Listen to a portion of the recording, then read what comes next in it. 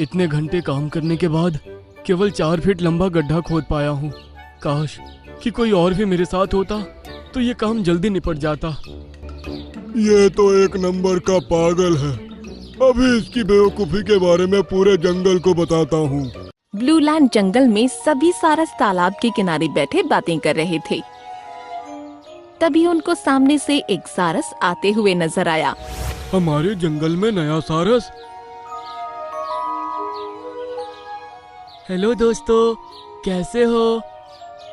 हम तो अच्छे हैं भाई, तुम कैसे हो? मैं भी ठीक हूँ। ब्लू लैंड में तुमको पहली बार देखा है। कहाँ से आए हो? मैं पर्पल लैंड से आया हूँ। ओह अच्छा, लेकिन तुम पैरों से चलते हुए क्यों आए हो? उड़कर भी तो आ सकते थे ना। काश उड़कर आ सकता, लेकिन ये देखो दोस्तों। ऐसा कहकर उसने अपने एक पंख की तरफ इशारा किया जो कि टूटा हुआ नजर आ रहा था। अरे यार, तुम तो एक पंख से अपाहिज हो।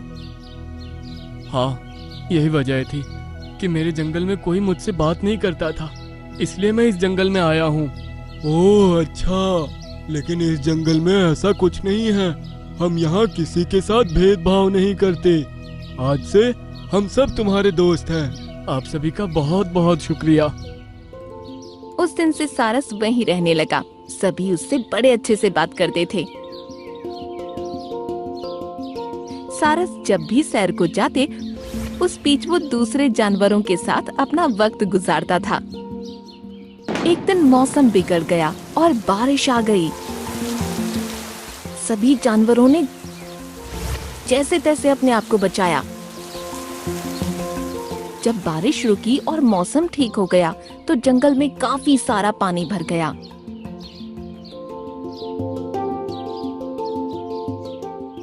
यहाँ पर इतनी बारिश हुई है और जंगल में कितना पानी भर गया है। आप लोगों को इसकी जरा भी चिंता नहीं है? बारिश से पानी भर गया है तो उसमें हम क्या कर सकते हैं? 2 दिन में अपने आप उतर जाएगा। सारस ने जितने जानवरों से भी इस बारे में बात की, उसको इसी तरह के जवाब मिले। अब उसको यकीन हो गया था कि जंगल में सभी जानवर बहुत लापरवाह हैं। अगले दिन वो सुबह सवेरे नदी किनारे गया और उसने अकेले ही खुदाई का काम शुरू किया। वो अपनी चोंच को जमीन पर मारता और उखड़ी मिट्टी को पंख की मदद से एक तरफ हटाता।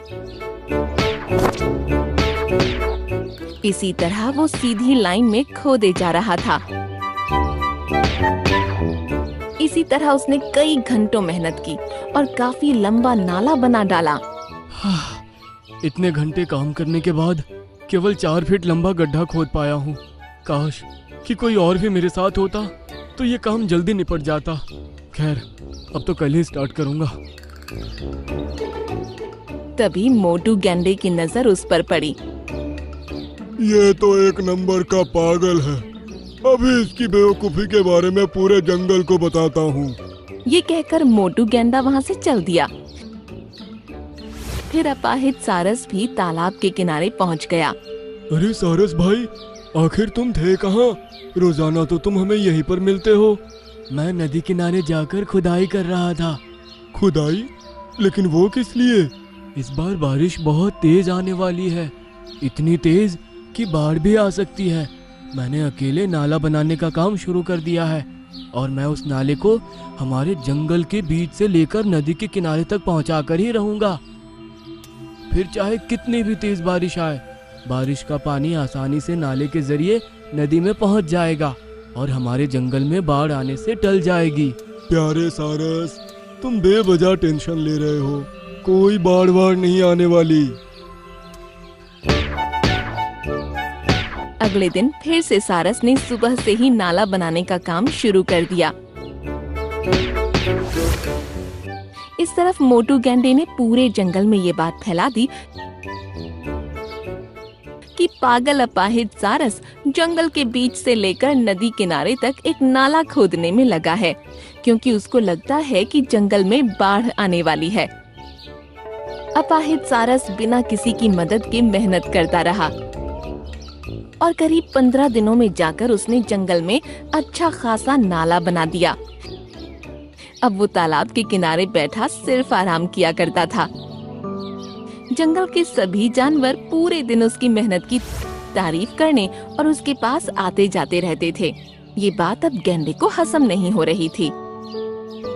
ये तो बेवजह जंगल का हीरो बन बैठा। अब कुछ ऐसा करूंगा कि इसकी मेहनत धरी की धरी रह जाएगी। हाँ, ऐसा सोचकर वो वहाँ से चला गया।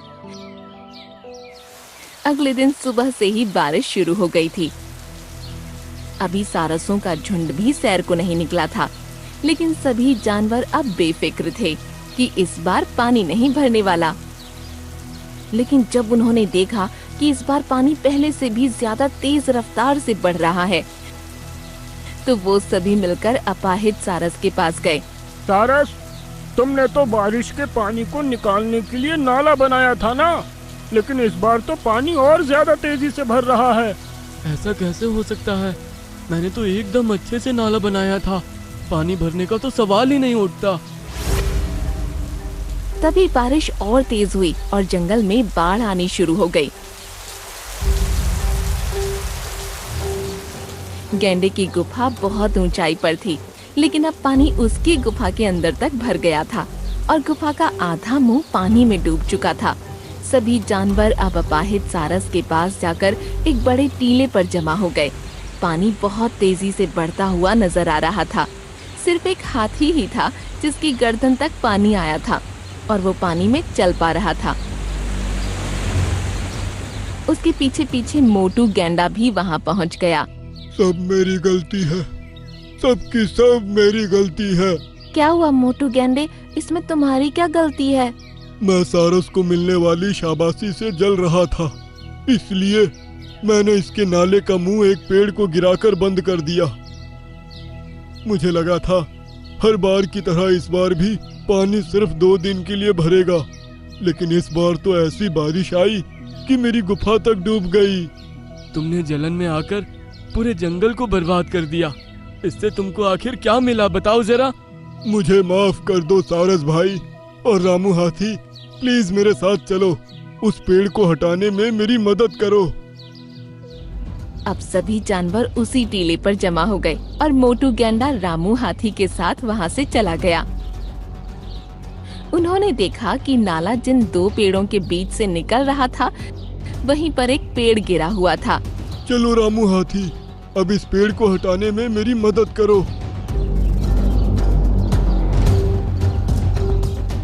रामू हाथी और गैंडे ने मिलकर उस पेड़ को जैसे ही हटाया, पानी का तेज बहाव नाले से होता हुआ नदी से जा मिला।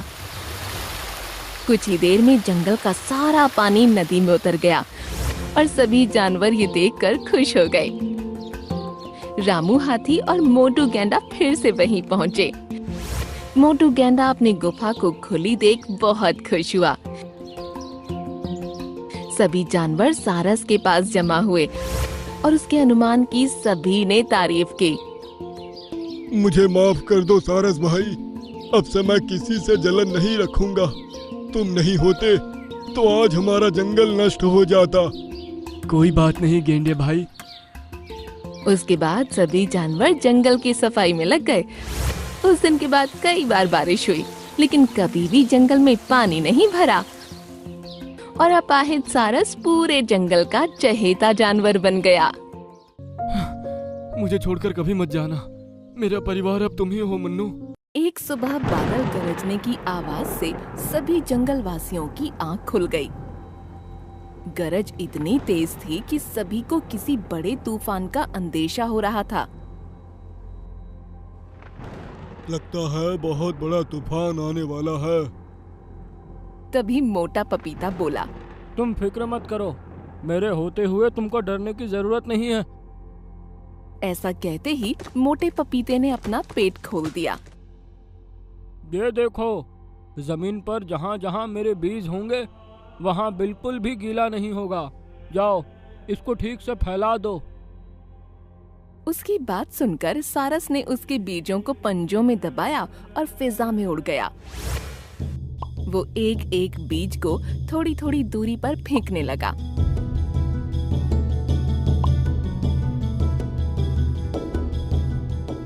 इस तरह उसने जंगल के ज्यादातर हिस्से को कवर कर लिया था।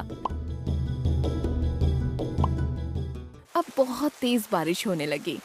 सभी जानवर डर गए थे, लेकिन उन्होंने देखा कि बारिश की बूंदें जैसे ही जमीन पर गिरती फौरन सूख जाती। ये देख सभी जानवर खुश हुए और बारिश में उछल कूद कर नहाने लगे। वहीं दूसरी तरफ के जंगल में जानवरों की मुसीबत आ गई। टीनू चिड़िया का छोटा सा बच्चा, जो अभी तक बोलना भी नहीं सीखा था, अपने घोंसले में बैठा हुआ था। हे भगवान, जंगल में पानी भरना शुरू हो गया है।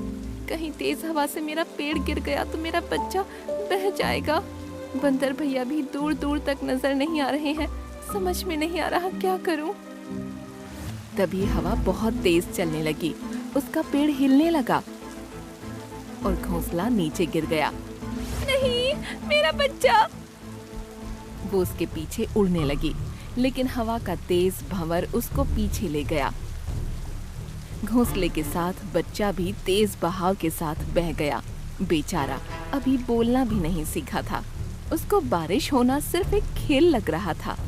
वो कई मीलों तक बहता रहा। उस तरफ चिड़िया माँ का रो रो कर बुरा हाल था। वो तूफान के थमने का इंतजार कर रही थी।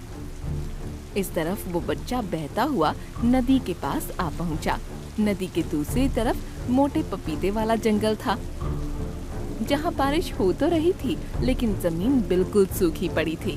चलो तुम लोग नहाना एंजॉय करो, मैं जरा पानी पीकर आता हूँ। जल्दी आना। सारस वहाँ से पानी पीने के लिए नदी पर पहुँचा। वहाँ उसने देखा कि घोंसले के अंदर छोटा सा बच्चा झरने की चपेट में आने ही वाला था। अरे नहीं! वो तेजी से उसके पास पहुँचा और उसने अपने पंजों में दबाकर उस बच्चे को ऊपर उठा लिया। खाली घोंसला झरने की चपेट में आकर नीचे गिर गया। सारस बच्चे को लेकर वापस अपने साथियों के पास पहुँचा, जो मोटे पपीते के पास बारिश में नहा रहे थे। अरे सारस, ये बच्चा तुमको कहाँ से मिला? कितना क्यूट है ये! बच्चा सभी जानवरों को देखकर कुछ नया महसूस कर रहा था। उसने पहले कभी अलग अलग जानवर नहीं देखे थे। ये नदी में बह रहा था, झरने की चपेट में आने ही वाला था। वो तो अच्छा हुआ मैं वहाँ पहुँच गया और मैंने इसको बचा लिया। अब मैं इसको अपने बच्चे की तरह पालूंगा। सभी जानवर सारस की दरिया दिली देखकर खुश हो गए। सारस उसका खास ध्यान रखने लगा और कुछ ही दिनों बाद बच्चा बोलना सीख गया। सारस ने उसका नाम मुन्नू रख दिया। एक दिन सारस और मुन्नू मोटे पपीते की छांव में बैठे हुए थे। तभी मुन्नू की नजर एक चिड़िया पर पड़ी, जो उसी के जैसी दिखने वाली थी और आसमान में उड़ रही थी। टी टी टी कहता हुआ वो सारस की गोद से निकला और उस चिड़िया के पीछे भागा। सारस को ये देखकर डर लगा। मुन्नू, कहाँ जा रहे हो? ये सुनकर मुन्नू ने एक बार उस उड़ती चिड़िया को देखा, जो उसकी तरफ देख भी नहीं रही थी। फिर उसने सारस की तरफ देखा, जिसकी आंख में आंसू दिख रहे थे। वो तेजी से वापस भागकर सारस के पास पहुंचा। सारस ने उसको चिपटा लिया। मुझे छोड़कर कभी मत जाना, मेरा परिवार अब तुम ही हो मुन्नू। मुन्नू भी उससे लिपट गया और आसमान में उस चिड़िया को देखने लगा, जो अब बहुत दूर जा चुकी थी। अगले दिन जंगल में बाज आया। अरे वाह, तुम्हारा जंगल तो बहुत अच्छा है। यहाँ की जमीन भी बिल्कुल सूखी है। हमारे जंगल में तो बहुत ही बुरी बाढ़ आ गई है। सभी जानवर जंगल छोड़कर भाग निकले हैं। अरे ये कैसे हो सकता है? मैं अभी जाकर तुम्हारे जंगल की परेशानी दूर कर दूंगा। तुम एक सारस होकर कैसे जंगल की परेशानी दूर कर सकते हो? मेरे बीज है ना, शायद सारस मेरे बीजों का इस्तेमाल करने की सोच रहा है। आपने सही समझा मोटे पपीते। सारस ने मोटे पपीते के बहुत सारे बीज लिए और फिर उनको लेकर निकल पड़ा। बांस के जंगल पहुंचकर उसने देखा कि वहाँ पानी ही पानी है। सभी परेशान हैं। कोई कहीं फंसा था तो कोई कहीं। उसने एक एक करके थोड़ी थोड़ी दूरी पर मोटे पपीते के बीजों को गिराना शुरू किया। जहाँ जहाँ मोटे पपीते का बीज गिरता, वहाँ कई मीटर तक पानी सूख जाता और जमीन अच्छी हो जाती। इसी तरह से उसने लगभग आधे जंगल को ठीक कर दिया। सभी जानवर अब खुशी मनाने लगे। और हाथ हिलाकर सारस का धन्यवाद करने लगे। जंगल से भागे हुए बाकी जानवर भी अब जंगल में वापस आ गए।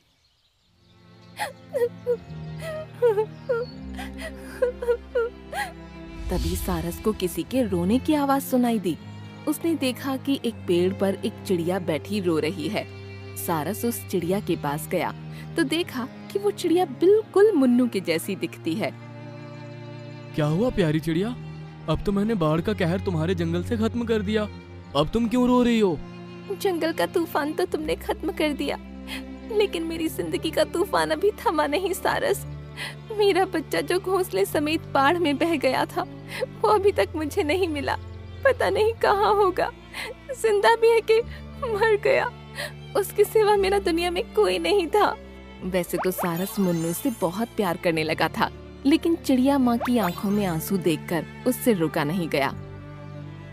मैंने तुम्हारे बच्चे को देखा है और वो तो अब बात भी करने लगा है। क्या सच कह रहे हो? मुझे उसके पास ले चलो सारस, मैं कब से उससे मिलने को तरस रही हूँ। हाँ, चलो मेरे साथ। सारस उस चिड़िया को अपने साथ लेकर जंगल पहुँचा। मुन्नू मोटे पपीते के पास बैठा था। मुन्नू, तुमसे कोई मिलने आया है। तभी मुन्नू ने देखा चिड़िया माँ उसको देखते हुए आंसू बहा रही है। मेरे बच्चे, तुमको कहाँ कहाँ नहीं ढूंढा, आ जाओ मेरे पास, आ जाओ। ये सुनकर मुन्नू भाग कर गया और अपनी माँ से जा लिपटा। छोटी चिड़िया को उससे मिलते देख सभी खुश थे। चलो मेरे बेटे, अब मेरे साथ चलो, हम फिर से अपना घोंसला बनाकर उसमें प्यार से रहेंगे। ये सुनकर मुन्नू ने सारस की तरफ देखा, जिसकी आंख से आंसू बह रहे थे। मुन्नू को तभी उसकी बात याद आ गई। मुझे छोड़कर कभी मत जाना, मेरा परिवार तुम ही हो मुन्नू। मम्मी, आपने मुझे पैदा किया है, मुझसे बहुत प्यार भी करती हो, लेकिन सारस अंकल ने भी मुझे बहुत प्यार दिया है। मैं इनके बगैर नहीं रह सकता। क्या आप मेरी खुशी के लिए यहाँ हमारे साथ नहीं रह सकती? बिल्कुल रह सकती हूँ मेरे बच्चे, तुम्हारे सारस अंकल से मैं तुमको अलग नहीं करूँगी। ये सुनकर सारस बहुत खुश हो गया। मुन्नू जाकर सारस से चिपट गया और सभी जानवर तालियां बजाने लगे। बहुत अच्छा हुआ। अब मुन्नू की मम्मी भी हमारे साथ रहेंगी।